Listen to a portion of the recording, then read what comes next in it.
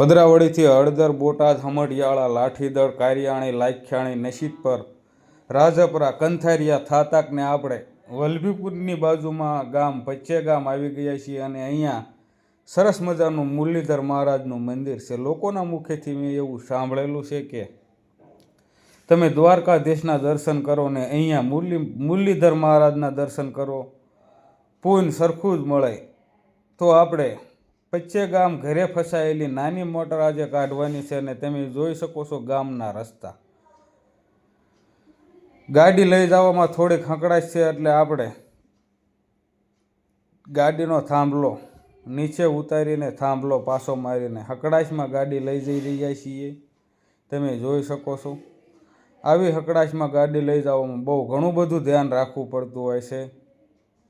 અને આપણે આજે નાના બોરમાં ફસાયેલી મોટર કાઢવાની છે. વ્યવસ્થિત રીતે ગાડી આવી ગઈ છે અને ખેડૂતભાઈએ મોટર ખેંચી ત્યારે 100 ફૂટ મોટર ઉતારેલી હતી. 50 ફૂટ ખેંચાણી ત્યારબાદ મોટર આવીને ઊભી રહી.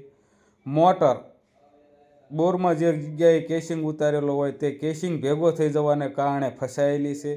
કોઈ ગાળમાં મોટર ફસાયેલી નથી. ખેડૂતભાઈએ કેબલ અને અડધો પાઇપ કાઢી લીધો તો તાકાત અજમાવીને અમે મહેનતને કોશિશ કરી, ભૂંગળાપાનું જવા દીધું અને પાઇપમાં પૂરવીને ભૂંગળાપાનું જવા દેવાથી કેસિંગ જે જગ્યાએ ભેગો થઈ ગયો તે જગ્યાએ કેસિંગ ફાડીને આ મોટરમાં ભૂંગળાપાનું ફિટ થઈ ગયું છે. વ્યવસ્થિત રીતે પાનું મોટરને પકડ કરીને આવી ગયું છે. ખેડૂતભાઈએ 50 ફૂટ કેસિંગ પાઇપ ઉતારેલો હતો, એમાં હેઠલો 10 ફૂટનો કેસિંગ પાઇપ વિયાયો પાના અને મોટર સાથે. તમે જોઈ શકો છો કે આવી રીતે કાંઈક બોરમાં કેસિંગ ભેગો થઈ ગયો હતો. તમે જોયું જે પાનું ફિટ થયું તે. અને આ નીચેનો કેસિંગ છે કે આવી રીતે વધુ કેસિંગ હોય તો બોરમાં ભેગો થઈ જતો હોય છે અમુક સમયે અને મોટર નથી પણ નીકળી શકતી. તો ભૂંગળા પાનામાં વ્યવસ્થિત રીતે મોટર ફિટ થઈ ગઈને આપણને મોટર કાઢવામાં સફળતા મળી. હવે આ બોરમાં વ્યવસ્થિત રીતે મોટર પણ ઉતરી જશે અને